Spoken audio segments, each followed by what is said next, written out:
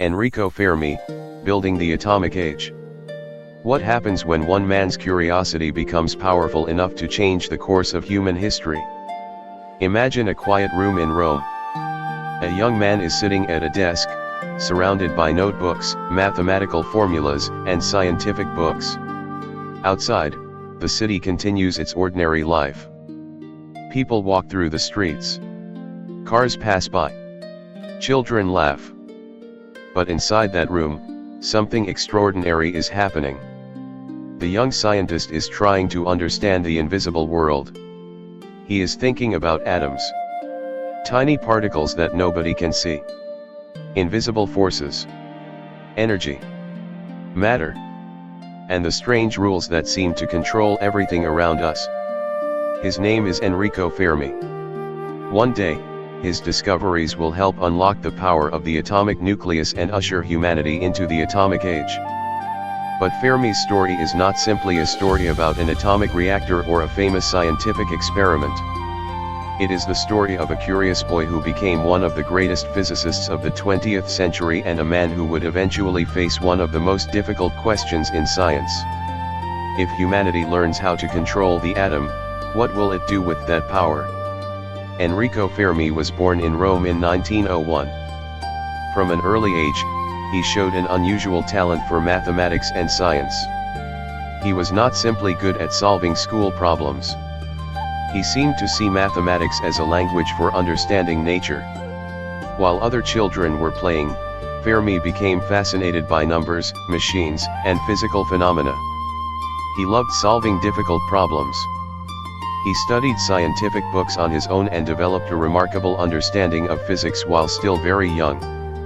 One of the people who recognized his extraordinary ability was Luigi Puccianti, a physicist who later became one of his teachers. Fermi's knowledge grew rapidly. By the time he entered university, he was already thinking like a professional scientist.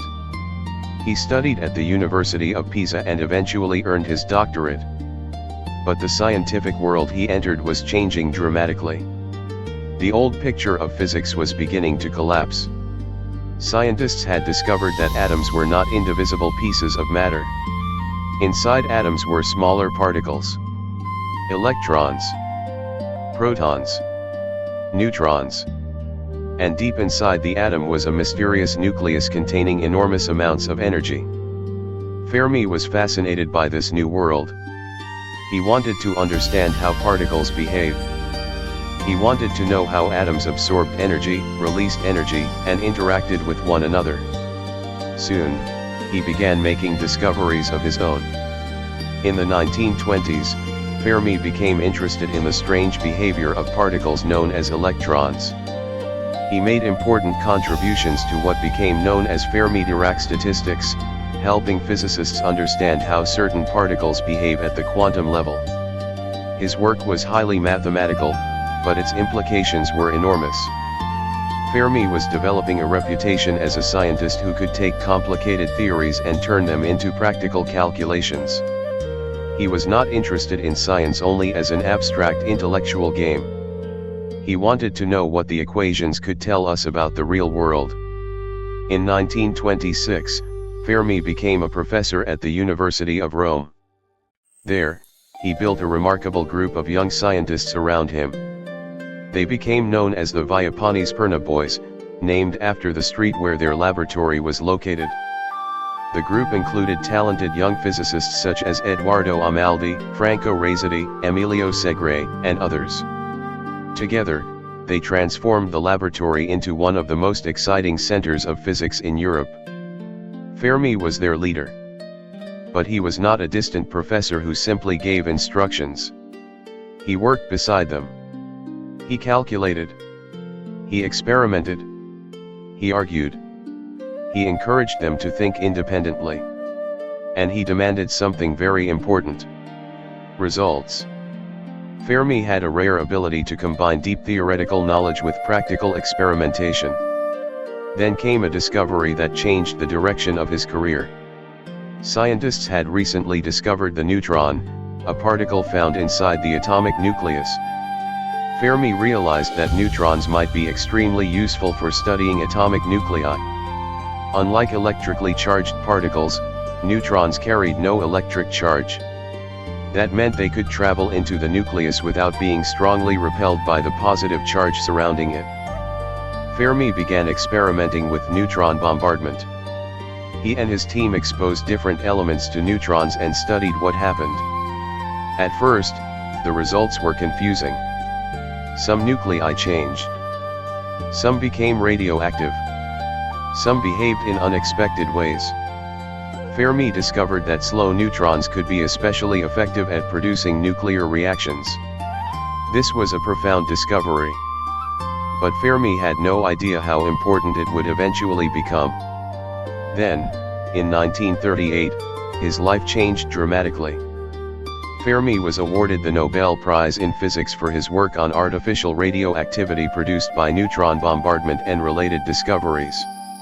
He traveled to Stockholm with his wife, Laura, to receive the prize. But Europe was becoming increasingly dangerous.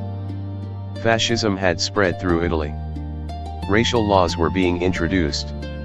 Laura Fermi was Jewish, and the political situation made remaining in Italy increasingly dangerous for the family. After receiving the Nobel Prize, Fermi did something extraordinary. Instead of returning to Italy, he traveled onward to the United States. It was a scientific escape. A new chapter was beginning. Fermi arrived in America at exactly the moment when nuclear physics was becoming one of the most important subjects on Earth. Scientists had begun to understand something terrifying. The atomic nucleus could be split. This process was called nuclear fission. When a heavy atomic nucleus splits, it can release enormous amounts of energy. But there was something even more important. The process could release additional neutrons. Those neutrons could split other nuclei. And those nuclei could release more neutrons. A chain reaction could occur. The question was no longer simply whether nuclear fission was possible. The question was, could humanity control a nuclear chain reaction? Fermi understood the importance immediately. At the University of Chicago, he joined a growing community of scientists studying nuclear reactions. The work became increasingly urgent after the outbreak of World War II. Scientists feared that Nazi Germany might be attempting to develop nuclear weapons. The United States began a massive secret research effort. Eventually, this became the Manhattan Project. Fermi was one of its most important scientific figures.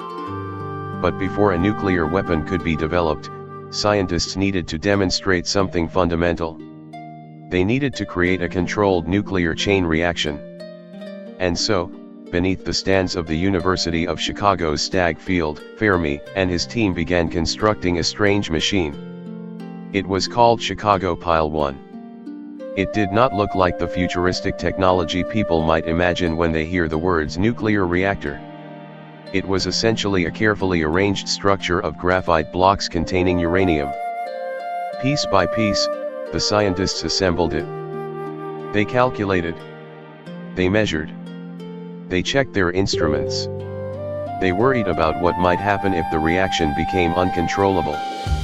On December 2, 1942, the experiment was ready. Fermi stood with his colleagues around the pile. The room was tense. The scientists began removing control rods. The nuclear reaction increased. The instruments responded. Neutrons were multiplying. The chain reaction was working. For the first time in human history, people had created a controlled, self-sustaining nuclear chain reaction. Fermi remained calm. He watched the instruments carefully. He calculated. He waited. Then the reaction was brought under control. The experiment had succeeded. The atomic age had begun. But the world outside the laboratory was still at war. The scientific discovery that had demonstrated the peaceful control of nuclear energy was also connected to the development of weapons of unprecedented destructive power. Fermi became involved in the Manhattan Project and traveled to Los Alamos, New Mexico. There, some of the greatest scientists of the era worked together. J. Robert Oppenheimer, Hans Bethe, Richard Feynman, Niels Bohr, and many others. They were racing against time. The goal was to build an atomic bomb before Nazi Germany could potentially build one. The work was secret. The pressure was enormous. Fermi continued to contribute his scientific expertise. He was known for his ability to estimate results quickly, sometimes using surprisingly simple calculations. His colleagues admired his extraordinary intuition. He could look at a complicated problem and often reduce it to a manageable question. This ability became so famous that physicists later began talking about Fermi problems, questions that can be estimated using logic and a few reasonable assumptions. But while the scientists worked, the human consequences of their work became impossible to ignore. In July 1945, the first atomic bomb was tested in the New Mexico desert. The explosion created a brilliant flash that illuminated the darkness. The power was beyond anything humanity had previously created. The scientists had succeeded. But success came with a terrible realization. Human beings had discovered how to release the energy hidden inside the atom. Now they had to live with the consequences. For Fermi, the atomic age was not simply about destruction. Nuclear physics also offered enormous possibilities. The same scientific principles that could produce weapons could potentially produce energy. Reactors could generate electricity. Radioactive materials could be used in medicine. Nuclear science could become a tool for understanding the universe and improving human life. Fermi returned to academic work after the war and continued teaching and researching at the University of Chicago. He became an important figure in the development of nuclear physics in the post-war world. Students admired him. Colleagues respected him.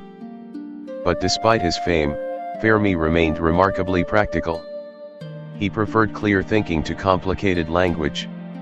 He loved solving problems.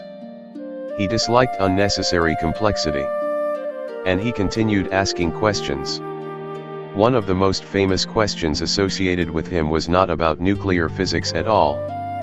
It concerned extraterrestrial life. If the universe contains billions of stars, and many of those stars may have planets, then why haven't we seen clear evidence of advanced civilizations? This became known as the Fermi paradox. Where is everybody? The question sounds simple. But behind it is one of the deepest mysteries of modern science. How common is intelligent life? How long do civilizations survive? How far can technology advance? And if intelligent life exists elsewhere, why haven't we encountered it? Fermi understood something important. Sometimes a simple question can open a door to enormous possibilities. His health, however, began to decline. He was diagnosed with stomach cancer. Even during his illness, he continued thinking about science. He continued working. He continued teaching. And he continued approaching problems with the same calm determination that had defined his career. Enrico Fermi died in Chicago in 1954. He was only 53 years old. His life had been remarkably short. But his impact was enormous. The unit of measurement called the Fermi was named after him. The chemical element fermium was also named in his honor. Research institutions, laboratories, awards, and scientific programs around the world would later carry his name. But his greatest legacy was larger than any name on a building. Fermi helped humanity cross a scientific boundary. Before his generation, the atomic nucleus was largely a mystery. After his work, scientists could manipulate nuclear reactions and study them with extraordinary precision. He helped create the first controlled nuclear chain reaction. He contributed to the development of nuclear physics. He influenced generations of scientists. And he helped open the door to the atomic age. Yet there is another way to look at Fermi's story. His life reminds us that scientific discoveries do not come with instructions about how they should be used. A discovery is a tool. Human beings decide what to do with it. The atom can provide electricity. It can help doctors fight disease. It can reveal secrets about the universe. It can also become a weapon capable of destroying entire cities. The science itself does not make the moral decision. People do. And that is why Fermi's story remains relevant. We are still discovering powerful technologies. Artificial intelligence, genetic engineering, quantum computing, advanced robotics, space exploration. Every generation creates tools that previous generations could barely imagine. And every generation must face the same question. What will we do with what we discover? Perhaps this is the most important lesson hidden inside Fermi's story. He was a brilliant scientist, but his brilliance did not come from knowing everything. It came from his ability to ask the right questions. He could move between theory and experiment, between mathematics and reality, between an abstract equation and a physical machine. He understood that science becomes powerful when ideas are tested against the real world. Imagine that young boy in Rome again. He is sitting quietly with a book. He does not know what the future holds. He does not know that one day he will stand beneath a football stadium and watch the world's first controlled nuclear chain reaction. He does not know that his discoveries will influence weapons, energy, medicine, and modern physics. He does not know that his name will one day be associated with an entire age of human history. He only knows that he wants to understand. And perhaps that is where every great scientific journey begins. Not with fame. Not with money. Not with a laboratory filled with expensive equipment. But with a question. A simple question that refuses to disappear. How does this work? Enrico Fermi spent his life searching for the answer. His journey took him from a curious boy in Rome to the heart of 20th century physics. From mathematical equations to nuclear experiments. From European universities to Chicago laboratories. From the quiet construction of a pile of graphite and uranium to the moment humanity first controlled a nuclear chain reaction. He helped build the atomic age. But his story also leaves us with a responsibility. The more powerful our discoveries become, the more carefully we must decide how to use them. Science gives us knowledge. Curiosity gives us questions. But wisdom must guide what we do with the answers. And somewhere, perhaps, Fermi would remind us that the search never really ends. There will always be another mystery. Another equation. Another experiment. Another question waiting in the darkness. Because the universe is still full of secrets. And as long as there are curious minds willing to ask why, the story of discovery will continue.